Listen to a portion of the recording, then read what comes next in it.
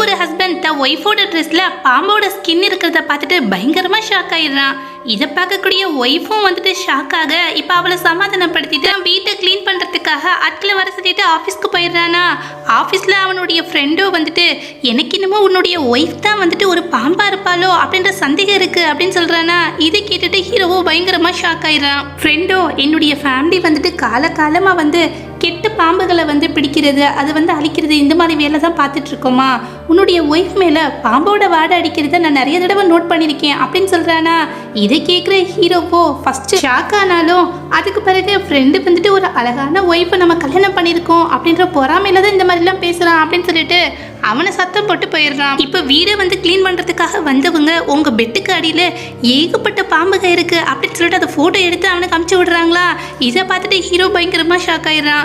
இப்போ ஃப்ரெண்டோ நான் தான் முதலையே சொன்னேன்ல உன்னோட ஒய்ஃப் தான் வந்து ஒரு பாம்பு அப்படின்னு சொல்கிறானா. அது மட்டும் இல்லாமல் உனக்கு கல்யாணம் ஆகி 3 வருஷம் ஆச்சு, இது வரைக்கும் உன்னுடைய ஒய்ஃபை நீ ஒரு தடவை கூட தொட்டதில்லை, அவள் வந்து அதுக்கு அலோவ் பண்ணல, அதுக்கு காரணமே வந்துட்டு அவள் ஒரு பாம்பாக இருக்கிறது தான் அப்படின்னு சொல்கிறானா. ஏன் கணக்குப்படி இன்னும் வந்து 3 நாளில் அவள் ஓ மூலமாக தான் தன்னுடைய முழு சக்தியுமே அடைய போகிறா அப்படின்னு சொல்கிறான்னு. அவனால் உனக்கு ஆபத்து இருக்குது அப்படின்னு சொல்லிட்டு கையில் ஒரு பாக்ஸை கொடுத்து இது உனக்கு ஹெல்ப் பண்ணும் அப்படின்னு சொல்லிட்டு போயிடுறான். இப்போ ஹீரோவோ இவ சொல்கிற எல்லாத்தையும் பொய்யாக்கியே ஆகணும் அப்படின்னு சொல்லிட்டு தான் ஒய்ஃபை வந்து தொடர்றதுக்காக போகிறானா. எப்பவும் போல் அவளும் வந்துட்டு எனக்கு இதில் விருப்பம் இல்லை, ஆனால் இந்த தடவை வந்துட்டு 3 நாள் மட்டும் வெயிட் பண்ணுங்க, 3 நாளைக்கு பிறகு நம்ம ஒரு மவுண்டெயினுக்கு போவோம், அந்த இடத்துல தான் நமக்கு ஃபர்ஸ்ட் நைட் அப்படின்னு சொல்கிறான்ல.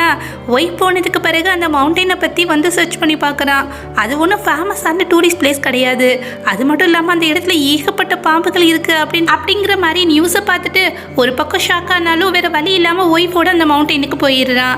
ஒய்ஃபை வந்துட்டு ஹஸ்பண்டோட கண்ணை கட்டிட்டு அவன் கிட்டக்க வராளா. தான் பண்டாட்டியோட உடம்பை வந்து தொடும்போது திடீர்னு வந்து அவளோட உடம்பு ரொம்ப ஜில்லுன்னு மாறிடுது. அது மட்டும் இல்லாமல் ஸ்கின்லாம் வந்துட்டு ரொம்ப வந்து சாஃப்டாக இருக்கிற மாதிரி ஒரு ஃபீலிங் ஆகுதான். திடீர்னு கண்ணை திறந்து பார்க்குறான்.